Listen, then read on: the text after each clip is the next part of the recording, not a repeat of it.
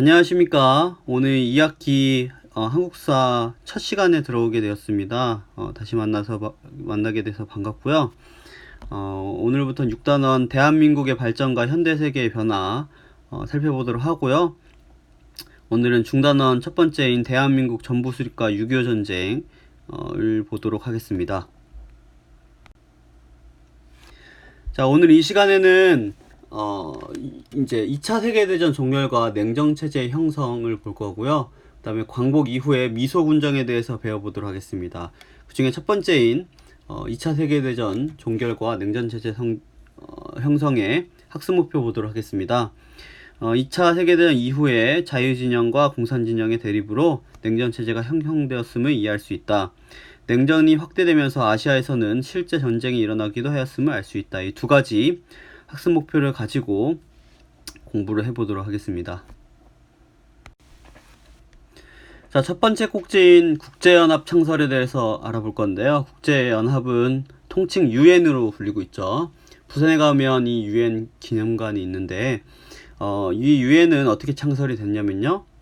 제2차 세계대전 중에 연합국이 전쟁 방지와 세계 평화 유지 방안을 협의하면서 이제 탄생하게 되었습니다. 그래서 1945년 10월 24일 날 창설이 되게 되었죠. 국제연합이 있기 전에 원래 국제연맹이라고 하는 단체가 있었습니다. 1차 세계대전이 끝난 이후에 만들어졌었는데요. 조금 시행착오를 겪은 셈이죠. 그 국제연맹이 제대로 역할을 하지 못했기 때문에 제2차 세계대전이 다시 일어나게 되었고요. 그것을 반성하면서 안전보장이사회라는 것을 설치하게 되었습니다. 이 안전보장이사회는 흔히 줄여서 안보리라고 불리죠. 여러분들 뉴스를 보시면 가끔씩 들어볼 수 있게 되었는데요. 이 안전보장이사회에는 5개의 상임이사국, 항상 이사로 있는 국가인 미국, 영국, 프랑스, 중국, 소련 등 이런 5개의 상임이사국이 있고요. 그 외에 이제 비상임이사국도 존재합니다.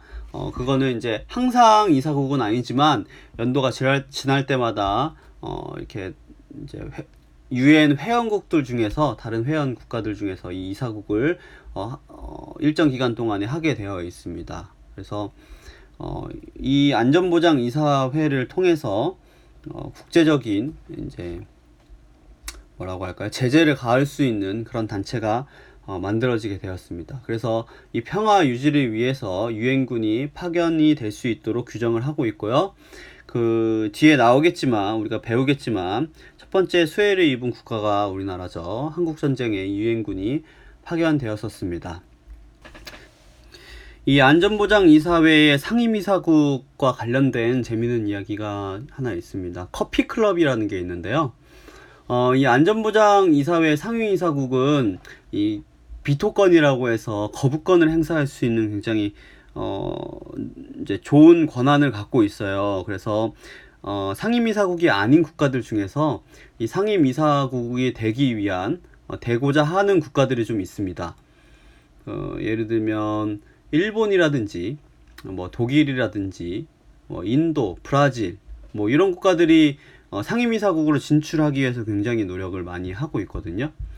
그래서 국제 무대에서 큰 영향력을 발휘할 수 있기 때문에 이렇게 하려고 하는데 이 가입국들 중에서 3분의 2 이상이 지지를 해야 돼요. 그런데 예를 들면 일본이 상임이사국이 되는 것을 반대하는 국가는 뭐 우리나라라든지 러시아도 싫어할 거고요. 중국도 당연히 싫어하겠죠. 독일이 되는 거를 싫어하는 국가들은 이제 스페인, 이탈리아, 네덜란드 이런 국가들은 굉장히 반대할 거고요. 인도도 카슈미르 분쟁 때문에 파키스탄이 굉장히 싫어합니다. 파키스탄 같은 경우에 인도가 상임이사국 되는 거 되게 싫어할 거고요. 그 다음에 브라질 같은 경우에는 뭐 콜롬비아, 멕시코 이런 데에서 이제 서로 난색을 표하고 있죠. 그래서 이런 이제 강대국들이 안보리 상임이사국을 이제 진출하기 위해서 이제 기회를 노리니까 그걸 반대하는 국가들끼리 어떻게 보면 서로 얘기를 나누진 않았지만 말 그대로 동맹 상태가 되는 거예요. 그러니까 예를 들면 멕시코 같은 경우에는 한국한테 브라질에 반대 투표를 해라. 그럼 우리가 일본 반대 투표를 해주겠다. 뭐 이렇게 하는 거죠. 그래서 왜 커피 클럽이라면 이런 얘기들을 커피를 마시면서 느긋하게 하는 비공식 모임이라는 뜻에서 커피 클럽이라는 이름을 가지게 되었습니다. 그래서 한번 인터넷에 한번 커피 클럽이라고 검색을 해보세요. 그러면 되게 재밌는 얘기들이 나오니까 한번 관심을 가져보는 것도 나쁘지 않을 것 같습니다. 선생님이 시작이라서 조금 사담을 하기는 했는데요. 일단 UN이라고 하는 것이 창설되었다는 것이 굉장히 중요하니까 잘 기억하시고요. 그 다음에 이 2차 세계대전이 끝난 뒤에 어떤 국제적 정세가 나타나느냐, 바로 미소 냉전 체제가 형성됩니다. 미국과 소련이 2차 세계대전 이후에 강대국으로 이제 떠오르게 되고요. 이 전후 처리를 문제를 놓고서 특별히 대립을 하게 되었는데, 미국은 이제 자본주의 진영이고요. 소련은 공산주의 진영입니다. 공산주의라는 것은 특별히 공동 생산이죠. 그러니까 자본주의와는 전혀 반대되는 그런 이제 경제적 사상이라고 보시면 되겠는데, 서로가 서로를 견제를 하는 겁니다. 서로의 세력이 커지지 않도록. 그래서 미국은 교과서 여러분들 몇 페이지죠? 306페이지 왼쪽 날개 보시면 트루먼 독트린이라는 게 나오는데, 미국이 공산주의가 확대되는 것을 막기 위해 반공정책을 내세우겠다라고 하는 정책 방향을 선택을 합니다. 그래서 그 정책 방향을 맞게 마셜 플랜이라는 것을 이제 발표를 해요.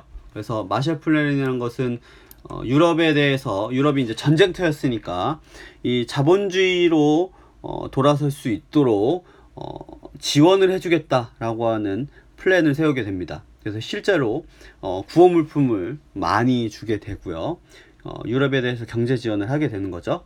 그래서 이에 맞서서 소련도 특별히 자기 쪽과 가까운 동유럽 공산주의 국가들과 경제 원조를 하기 위한 코메콘이라고 하는 경제 상호 원조 회의를 결성하게 됩니다. 그래서 서로가 서로 이렇게 결집을 경제적으로 하게 되는 거죠. 그러면서 경제적으로만 결집을 하는 것이냐? 그렇지 않고요. 군사 동맹도 서로 각자 만들게 됩니다. 미국 같은 경우에는 북대서양 조약 기구인 나토라는 것을 만들게 됩니다. 그래서 나토군이라는 것을 많이 여러분들 들어보셨을 거죠. 그리고 바르샤바 조약 기구라는 것을 또 소련 쪽에서 만들면서 본격적으로 군사적인 대립을 하기 시작했고요.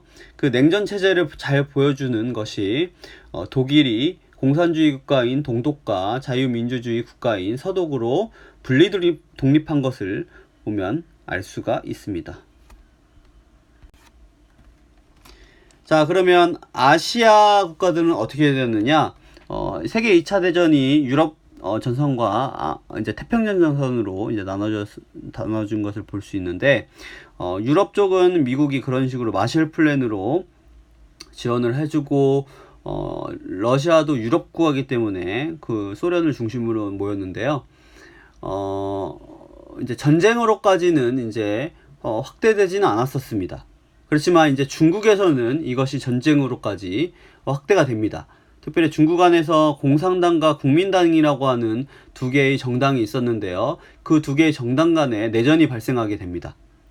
그래서 원래는 국민당이 원래는 정권을 잡고 있는 상태였는데, 공산당이 지방을 중심으로 해서 세력을 얻게 되어서요. 나중에 힘을 키우게 돼서 결국 승리는 공산당, 마오쩌둥의 공산당이 승리를 하게 됩니다. 그러면서 중화인민공화국을 세우게 되고요. 패전한 국민당은 대만으로 넘어가서 중화민국을 세우게 되죠. 그래서 지금의 중국과 대만이 수립되게 된다고 볼 수 있습니다. 베트남도 마찬가지로 공산주의 국가인 북쪽의 베트남 민주공화국과 남쪽의 베트남 공화국 사이에 전쟁이 일어나게 됩니다. 네, 그래서 내전이 일어나게 되고, 이것이 나중에 뭘로 영향을 간지 아시죠? 베트남 전쟁으로 이제 이어지고, 미국과 우리나라가 남베트남 쪽으로 이제 참여를 하게 되는 거죠. 그리고 일본이 이제 미국에 의해서 점령을 당하게 되는데요. 미국은 이제 냉전 체제에서 일본을 반공 거점으로 사용하기 위해서 일본과 강화를 하게 되고, 그리고 샌프란시스코 강화 조약을 통해서 주권을 회복시켜 주게 됩니다.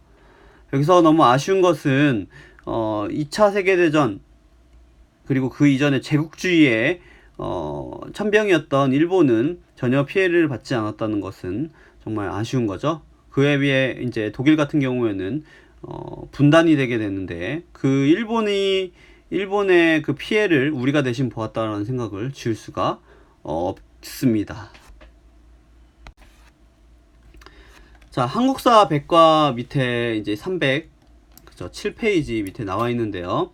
38도선 분할에 대한 미군의 증언이 나와 있습니다. 그러면서 이런 설명이 나와 있는데 이러한 지금 설명했던 2차 세계대전 이후에 냉전 체제가 우리나라에게 영향을 주었다라는 것을 알 수 있는 내용입니다. 여러분들 꼭 제대로 한번 읽어보시기 바랍니다.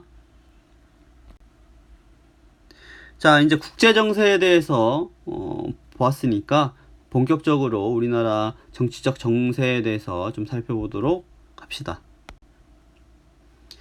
자, 학습 목표입니다. 8.15 광복을 이룰 수 있었던 배경과 그 역사적 의의를 이해할 수 있다.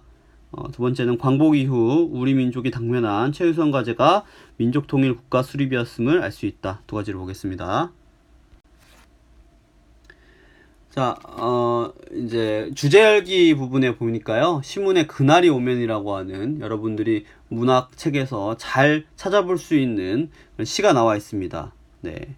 두개골이 깨어져도 산산조각이 나도 깊어서 죽으면 한이 없다 라고 하는 정말 환희에 가득 찬 광복이 온다면 그런 시가 나와 있죠. 1930년대 쓰여진 시인데 실제로 45년도에 이렇게 광복이 이루어지게 됩니다.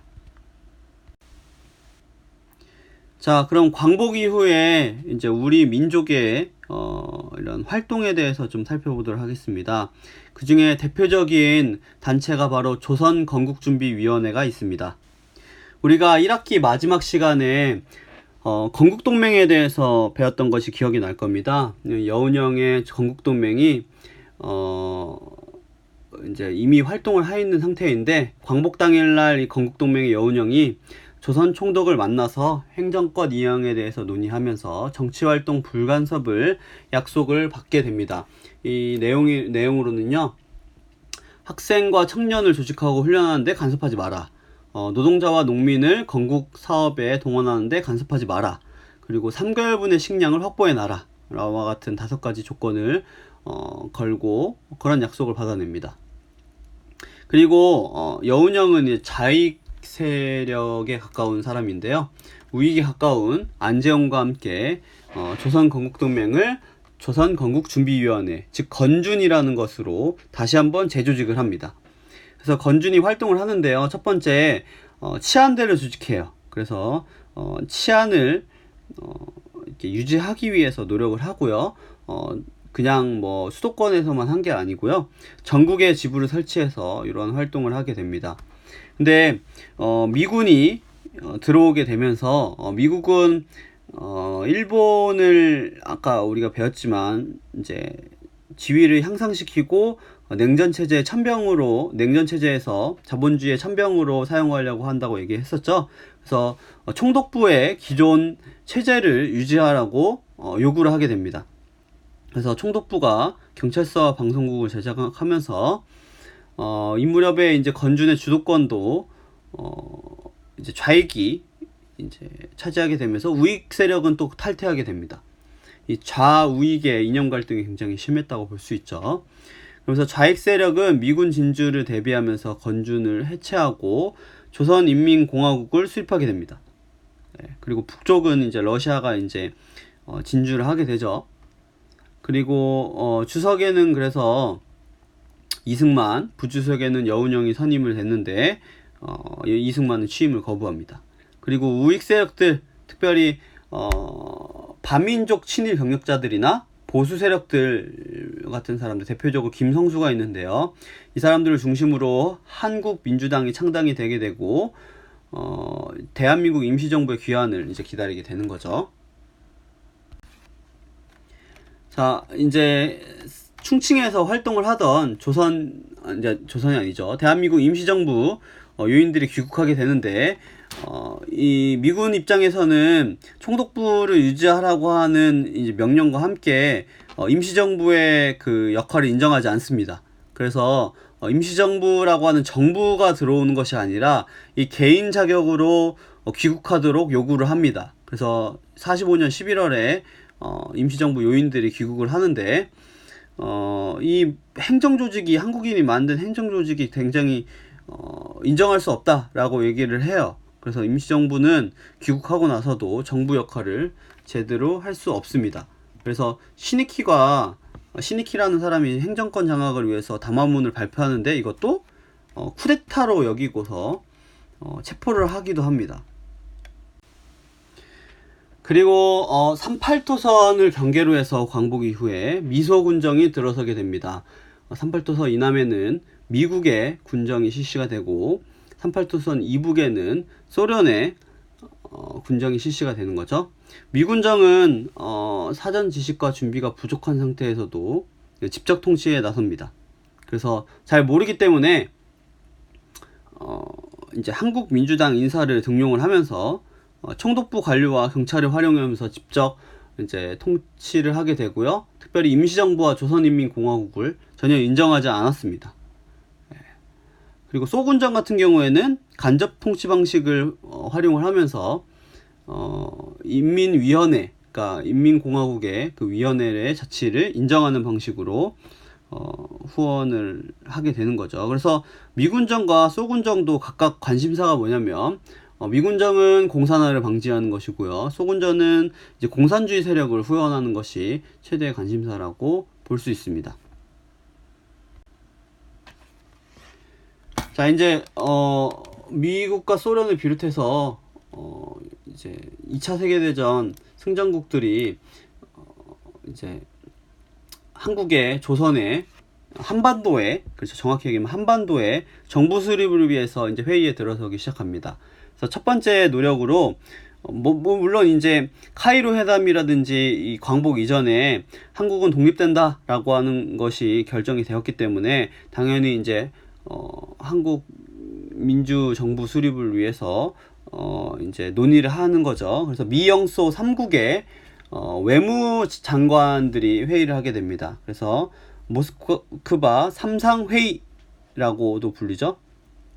그래서 한국에 일단 임시 민주정부를 수립하고 이를 위해서 직접 이제 군정에 나서고 있는 미소가 공동위원회를 만들어서 설치를 하고 5년간 신탁 통치를 하기로 결의를 했었습니다.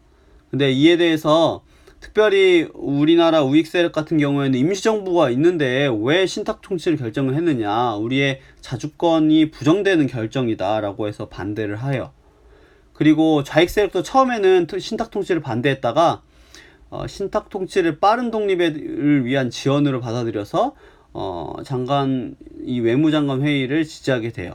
그래서 우익 세력은 신탁 통치 반대, 좌익 세력은 신탁 통치 찬성이라고 하는 이데올로기, 즉 이념으로 사람들이 모이게 되고 격렬하게 대립하게 됩니다.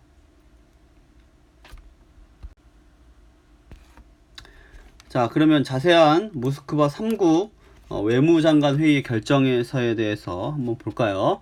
한국 독립을 위해서 한국 임시민주정부를 수립한다. 그러니까 기존 임시정부는 이제 인정하지 않는다는 입장을 확인할 수 있겠죠.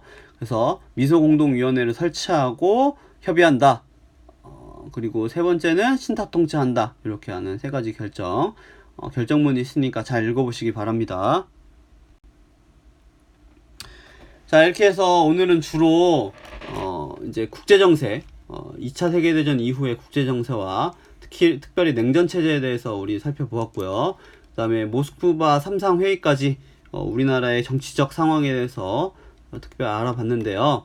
우리가 이 단원과 이 다음 단원에서 특별히 알아야 될 것은 이러한 국제정세 가운데서 우리가 통일 정부를 수립하기 위해서 어떠한 노력을 했는가를 여러분들이 아셔야 됩니다.